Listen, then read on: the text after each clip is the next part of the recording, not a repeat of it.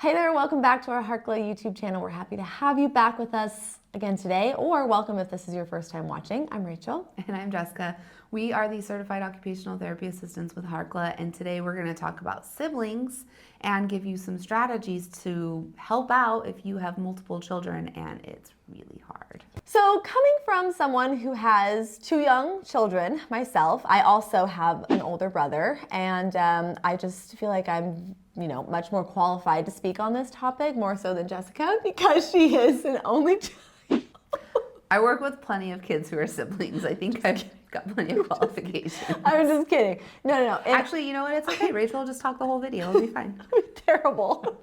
All jokes aside, we do get asked a lot. Sibling rivalry. Our brothers and sisters, our siblings, our kiddos, they are attacking each other at the throat. It is World War III. I think I'm just talking about myself, Probably. but we do get asked this often. It's not just my life right now. Well, and I think it's common. It's important to remember that all siblings go through this, right? So Yes. if you are a parent and you have multiple children and they're fighting, they don't like each other, then they love each other, just know that you are not alone. This happens in every household, and we're here to help as much as we can through video. Let's add another layer and add a sibling who has sensory challenges into the mix, right? Maybe they are oversensitive to auditory and tactile input, but they have a younger sibling who craves auditory input and tactile input, and they're touching and poking and prodding and singing and yelling and being very loud, whereas the other sibling is like, oh my God, I'm going to lose my mind if this continues. So that adds that additional challenge of sibling rivalry with sensory challenges. Siblings also feed off of each other. So if one sibling is having a meltdown or a tantrum, chances are the other sibling is going to follow suit and also have a meltdown. Does that happen? Yeah. Yeah? Yeah. See, I'm qualified. I know what I'm talking about. So add on all of these different challenges, and we're going to talk about some strategies that hopefully are helpful. Hopefully you can try one of these strategies that we're going to give you today. Try it for a couple of weeks and then try something else and see what works and what doesn't. But the key with these strategies really is going to be consistency and doing it every day so that you can build that routine. And staying calm. And then you have to stay calm too. The first strategy is to create a sensory routine for your children. This will be a lot of work up front. It will be exhausting. You can do it. We have all the tools that you need in order to do so.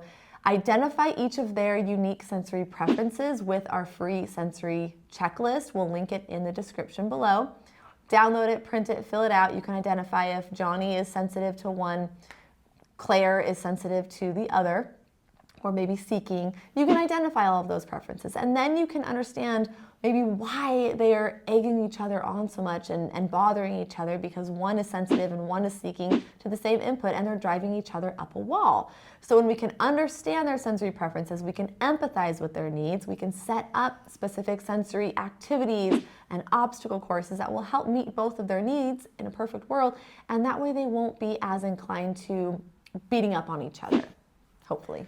There are a few fun sensory activities that are generally great for children who are sensory seeking and sensory avoiding. So these could be the ones that you incorporate first for all of your children.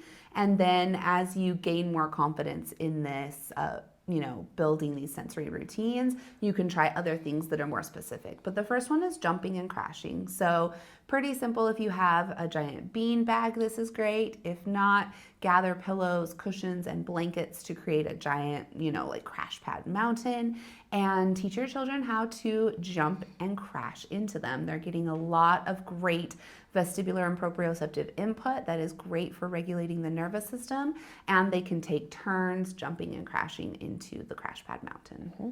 The next one is to use a therapy ball or a yoga ball and do activities with those. They can lay on their tummies and rock back and forth. They can lay on their backs and go upside down. They can lay on their tummies and you can roll the therapy ball over them, or they can do it to each other. They can lay on their back. You can toss the ball to them and they can kick it back to you with their feet.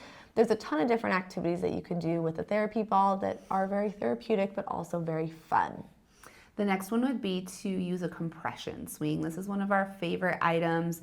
You can hang it in your house, ideally, and have your children take turns swinging. They can swing sitting down, laying on their back, laying on their stomach. But the compression swing is very regulating to the nervous system because it provides a combination of tactile, proprioceptive, and vestibular input. And so it's a great tool to have in the house for kids who are sensory seekers and sensory avoiders. The next one is to set up Bubble Mountain. If you have never heard of this, grab a bucket, grab some water, throw it in there, squirt some dish soap in there, grab some straws, and have them blow bubbles into the water, and it will create this big, fun visual like a mountain. And you can have them do this together. You can have them take turns. It's a great partner activity. It's just really satisfying, and it provides a lot of that deep pressure, that oral motor input, which can be very organizing to the nervous system as well. And then the last one is to listen to music. So maybe turn on some Spotify music, some fun dance music, and have a big dance party with all the kids, or let them take turns choosing a song to listen to. So first it's Johnny's turn. He's gonna pick his favorite song, and then Claire's gonna pick her favorite song, and they can just switch back and forth and have a great time listening to music together. We just gave you some really simple, hopefully simple, sensory activities to add to the routine with all of your kiddos. If you're ready to take the next step in creating sensory diet routines, we do have a full digital course, and we've actually had a couple of parents in this digital course tell us that it helped them learn about their children's sensory needs and how to create different sensory diets and sensory routines for different children, different siblings. So we have had some great feedback from parents about this course. So if you're ready to take the next step, we'll link that in the description. You can check it out. The next strategy seems simple, and it is, but it is a really important one, and that is going outside and getting outside more and adding more outdoor activities into your daily routine. Maybe it's going outside for a walk first thing in the morning, getting some sunshine, going out, whether it's cold or warm where you're at, get outside, get some sunshine. Maybe after school, doing some, not rock climbing, tree climbing, go outside and climb some trees, play in the dirt, get messy, take your shoes off, just roll down the hill, at the park, play on the swings. Just get outside and incorporate that into your routine. I want to say I guarantee you it will help, but I really have a hard time guaranteeing anything in this world. So just try it and see what happens. Really, just getting outside is regulating, and even if the hardest part of getting outdoors is the setup of getting everybody ready to go outside is the hardest part, but once you're out there, it's great. Worth it. Most of the time. Yeah. Most of the time. Yeah, don't guarantee it. The next strategy that we have for you is to create calm down corners. We talk about these in a lot of our videos, and we actually have a specific video that teaches you how to create a calm down corner. Ideally, you can create one for each child so they each have their own calm down corner. Maybe you can get some small pop-up tents that can go in their bedrooms, and they fill them with their favorite things, their favorite pillows and stuffed animals, their favorite books and puzzles, maybe some fun lights and some music. And they have the ability to go into their calm down corner whenever they need to get away. So this is great if they have different sensory needs. If you have a sensory avoider and a sensory seeker and they just clash with each other, it allows them to go take a break and decompress. Especially the sensory avoider is probably going to need to use that calm down corner on a regular basis to get away from the sensory seeker, but just gives them a quiet, safe space to go where they can just take some quiet time and let their nervous system relax. If you have older kiddos, you could always have them create their own calm down corners, their own cozy corners, and they can fill it with things that are fun and special to them, and maybe they're inside of their rooms. Like Jessica mentioned, just having them have that autonomy, and you can teach them how to do it, when to do it, why to do it, all those things when they don't need them, just when they're calm. So yeah, try it, see. The next strategy is to focus on taking turns rather than pushing sharing. While we know sharing is very important to do, we also need to realize that, especially for younger kiddos who don't quite have that understanding of sharing, taking turns can be a much easier concept to grasp. This is something that I'm actively doing with my own children who are very young, and they are ripping things out of each other's hands. We're practicing taking turns, my turn, your turn, instead of sharing, because it's just such an abstract concept. It's so hard to grasp. Yeah, taking turns is a strategy I use in the clinic as well. But this can be facilitated by you, the adult, in the beginning to teach them how it works. And so let's say you have a car ramp toy and you only have one car and you're going to practice taking turns. So first it's going to be mom's turn. Mom gets to have a turn. It's mom's turn. Then mom's going to choose, now it's Johnny's turn, and she's going to give the car to Johnny. Johnny has his turn, and then you're going to teach him, Kate, Johnny's turn is all done. Now it's Claire's turn. And it's a lot of that repetition over and over to teach that turn-taking skill. And it won't always be perfect. They're not always going to be happy about it. But the more you can do it, the more it becomes part of just that play routine, and they can understand that, you know, sometimes we take turns, sometimes we play separate things, and then this is how we can get along during playtime. So the next strategy is an important one for us as the caregivers. We want to make sure that we are not placing blame on one of the children accidentally. And this was a big one that I had to learn having 2 young children. Instead of saying things like, we can't go to the park right now because your sister is sleeping, or we can't do this because your brother is doing that.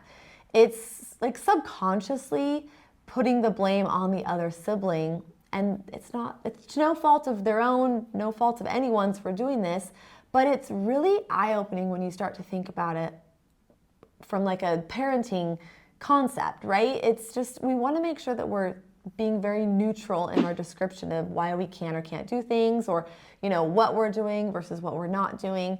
Does that make sense? Yeah, it does. Yeah. You could replace it with, you know, I know you want to go to the park right now. It's not a great time for us to go to the park. Let's plan on going to the park after lunch. Right now we can do this instead. So you're going to show them, you know, you're going to validate their feelings. Yeah, I know that you want to. I know you're excited for this, or I know you're upset that we don't get to do this right now. It's not a good time. And then make sure that you plan to do it later so that they can look forward to it, so they know it's important to you as well. And then make sure you follow through. This is huge, whether it means that you make a note in your phone or you write it on the calendar. Make sure you follow through, and you can bring it back and say, remember earlier when it wasn't a good time to go to the park? Well, now it's after lunch, and I said we could go to the park after lunch. Now we can go to the park. For older kiddos, and maybe we're going back to those sensory concerns, saying things like, we can't go to the aquarium because Johnny doesn't like the aquarium and it's too busy for him. That makes poor Claire say, well, I don't get to do anything fun because Johnny's sensory system is ruining it for everyone, right? We don't want to say that. So we want to approach it in more of the neutral concept to make sure that we're not making Claire feel like we can't do anything because Johnny's sensory needs are more important, right? Because everyone's feelings, everyone's sensory needs are important to be validated. So making sure that we're neutral and kind and firm. And then if that is the case, that you aren't able to go do certain things with all of the kids because it could send a couple of the kids into fight or flight, or, you know, how many kids do we have I in know, this I'm thinking family? like a big family. You know what I mean?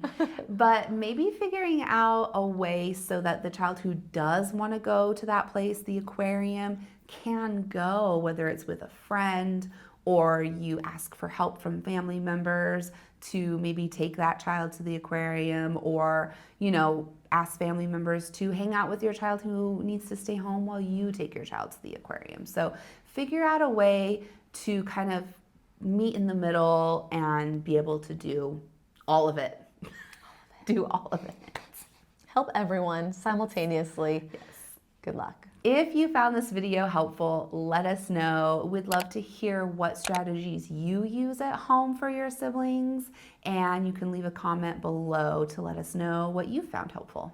Make sure that you're following us on Instagram. You can find us at Harkla_family, as well as All Things Sensory Podcast. Take a screenshot, let us know if you liked this video, if it was helpful, and tag us there.